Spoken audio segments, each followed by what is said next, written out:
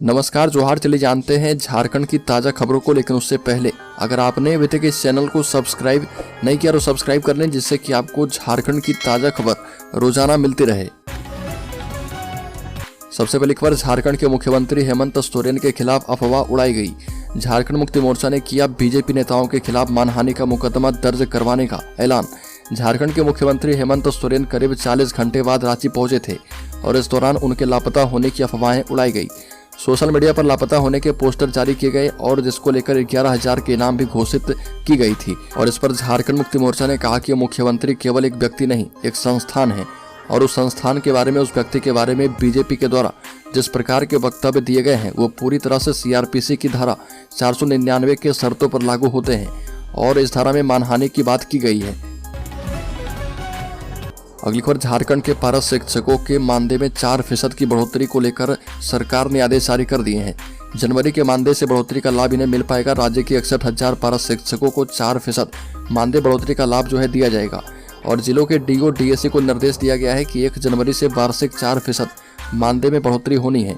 जनवरी 2023 से 4% मानदेय में बढ़ोतरी की प्रक्रिया शुरू की गई थी और इसमें करीब 5,000 पारा शिक्षक को इसका लाभ अब तक नहीं मिल पाया है और इसको लेकर सरकार ने आदेश जारी किए हैं, जल्द से जल्द पारा शिक्षकों को इसका लाभ दिया जाए। अगली खबर, 1 साल में बंद हो गए 1 लाख से भी ज्यादा स्कूल विलय नीति से झारखंड सरकार ने बचाए हैं 2400 करोड़ रुपए। सर्व शिक्षा अभियान का प्रमुख उद्देश्य छात्रों का नामांकन, ठहराव और न्यूनतम दक्षता हासिल करना था और अब समग्र शिक्षा का पूरा ध्यान गुणवत्ता पर है। मौजूदा व्यवस्था के अंतर्गत स्कूलों में अधिगम का न्यून स्तर, शिक्षकों की कमी और स्कूल प्रशासन संबंधित कठिनाइयों जैसे मुद्दों का सामना करना पड़ता है। एक और चुनौती कई छोटे व अकुशल स्कूल चलाना है। बता दें कि U22+ रिपोर्ट के मुताबिक 26,52,35,830 विद्यार्थी स्कूलों में पंजीकृत हैं और झारखंड सरकार ने छोटे छोटे स्कूलों को विलय करके 2400 करोड़ की बचत की है। अगली खबर, राज्य के गोड्डा जिले से लव ट्रायंगल में डबल मर्डर का मामला सामने आया। गोड्डा जिले के एक सरकारी स्कूल में टीचर ने लव अफेयर के चलते अपने ही 2 सहकर्मियों की गोली मारकर हत्या कर दी। इसके बाद खुद को भी गोली मार ली।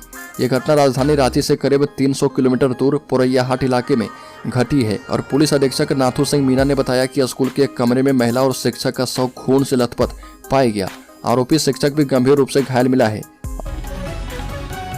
अगली खबर, राहुल गांधी की यात्रा को लेकर कांग्रेस ने कसी कमर, नेताओं को सौंपा गया टास्क। झारखंड में कांग्रेस विधायक दल की बैठक तो बुलाई गई थी राहुल गांधी की न्याय यात्रा की सफलता को लेकर, लेकिन इसमें सर्वाधिक चर्चा मुख्यमंत्री को लेकर हुई। कई कांग्रेस नेताओं ने दावा किया कि उन्हें पहले से ही पता था कि विधायकों के साथ बैठक में मुख्यमंत्री मौजूद रहेंगे और पूरी बैठक में मुख्यमंत्री की कथित गुमशुदगी पर चर्चा हुई और यह तय किया गया कि उनकी गुमशुदगी की बातों को सिरे से खारिज किया जाएगा और बैठक के बाद पत्रकारों से बात करते हुए विधायकों का रुख भी ऐसा ही देखा गया। अगली खबर, झारखंड सरकार ने ली है जनजाति परिवारों की सूद, शुरू की है आदिम जनजाति डाकिया खाद्यान्न योजना। झारखंड सरकार ने आदिम जनजाति के लोगों के संरक्षण के लिए एक नई योजना का शुभारंभ किया है और इस योजना का नाम है आदिम जनजाति डाकिया खाद्यान्न योजना। इस योजना के माध्यम से खाद्य सुरक्षा अधिनियम से आदिम जनजाति को मुफ्त अनाज घर तक पहुंचाने की व्यवस्था की गई है और झारखंड सरकार के द्वारा आदिम जनजाति के संरक्षण के लिए इस योजना को लागू किया गया है। इस योजना के माध्यम से राज्य सरकार के द्वारा प्रत्येक परिवार को हर महीने 35 किलो चावल मुफ्त दिए जाएंगे। बड़ी खबर, राज्यपाल सीपी राधाकृष्णन ने कहा कि मुख्यमंत्री हेमंत सोरेन के जवाब का हमें भी इंतजार है। राज्यपाल सीपी राधाकृष्णन ने कहा कि राज्य के अन्य लोगों की तरह वह भी मुख्यमंत्री हेमंत सोरेन के जवाब का इंतजार कर रहे। राज्यपाल ने राज्य में उत्पन्न मौजूदा हालात के मद्देनजर शाम में झारखंड के मुख्य सचिव, गृह सचिव और पुलिस महानिदेशक को राजभवन तलब किया है और राज्यपाल श्री राधाकृष्णन मोराबादी में बापू वाटिका में महात्मा गांधी की प्रतिमा पर श्रद्धांजलि अर्पित करने को लेकर पहुंचे थे। अगली खबर, जेएसएससी सीजीएल के लिए 10 साल से चल रही है प्रक्रिया पर पूरी नहीं हो पाई परीक्षा। झारखंड में करीब 10 वर्षों से स्नातक स्तरीय संयुक्त प्रतियोगिता परीक्षा का आयोजन हो रहा, लेकिन कई कारणों से नियुक्ति प्रक्रिया पूरी नहीं हो पाई है। बार बार परीक्षा की प्रक्रिया शुरू की जाती है और बाद में किसी न किसी कारण से रद्द हो जाती है। 2015 से संयुक्त परीक्षा देने वाले हजारों अभ्यर्थी की निर्धारित उम्र सीमा भी समाप्त हो गई है, लेकिन अभ्यर्थी के सपने साकार नहीं हो पाए हैं। हालांकि समय समय पर सरकार के द्वारा उम्र सीमा में थोड़ी छूट भी दी गई है।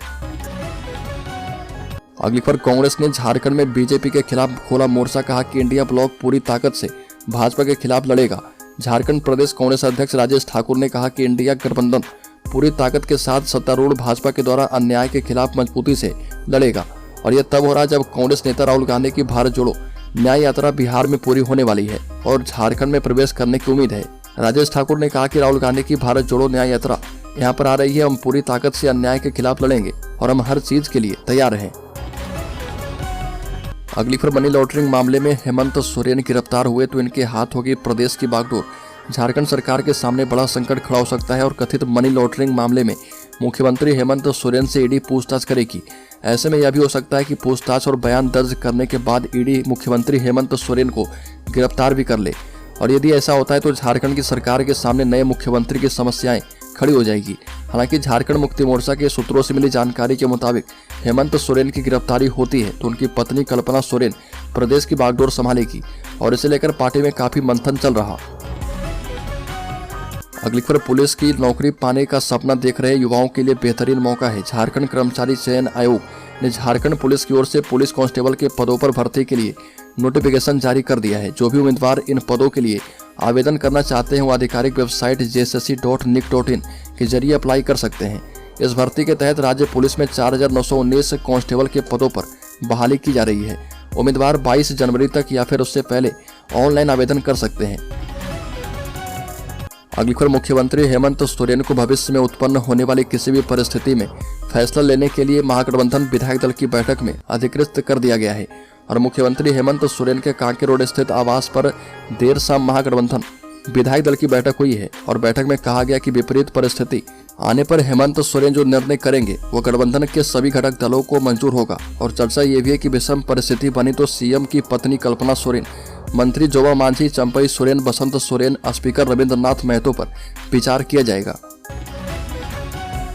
एक और बड़ी खबर, डबल मुसीबत में फंसे हैं हेमंत सोरेन। कल्पना को मुख्यमंत्री बनाया तो परिवार में ही बगावत का डर है। भावी के बागी सुर सामने आ रहे। ईडी की कार्रवाई के बाद झारखंड में सियासी सरगर्मी तेज है और बता दें कि मुख्यमंत्री के दिल्ली से लौटने के बाद झारखंड मुक्ति मोर्चा, कांग्रेस और राजद विधायकों की बैठकों के कई दौर चले हैं। राज्य में विपरीत परिस्थिति होते ही अगर कल्पना सोरेन के नाम आने पर झारखंड मुक्ति मोर्चा और परिवार में विरोध होता है तो झारखंड मुक्ति मोर्चा कोटे के मंत्री चंपई सोरेन और मंत्री जोबा मांझी का नाम मुख्यमंत्री के लिए आगे लाया जा सकता है। और इन नामों पर सोरेन परिवार के साथ पार्टी के अन्य विधायकों में भी विरोध होने की संभावना नहीं है। अगली खबर, विधायक दल की बैठक में नहीं पहुंचे झारखंड मुक्ति मोर्चा के ही 7 विधायक। मुख्यमंत्री की पार्टी झारखंड मुक्ति मोर्चा के 7 विधायक दल की बैठक में नहीं पहुंचे। वो हेमंत की पत्नी कल्पना सोरेन को मुख्यमंत्री बनाने की चर्चा से नाराज थे। इनमें हेमंत सोरेन के भाई बसंत सोरेन और भाभी सीता सोरेन भी शामिल थी। बताते चले कि लापता होने की चर्चा के बीच 31 घंटे के बाद मुख्यमंत्री रांची पहुंचे थे और 1.5 घंटे चली बैठक से बाहर निकले मंत्री बन्ना गुप्ता ने कहा कि प्लान बी की कोई बात भी नहीं हो पाई है।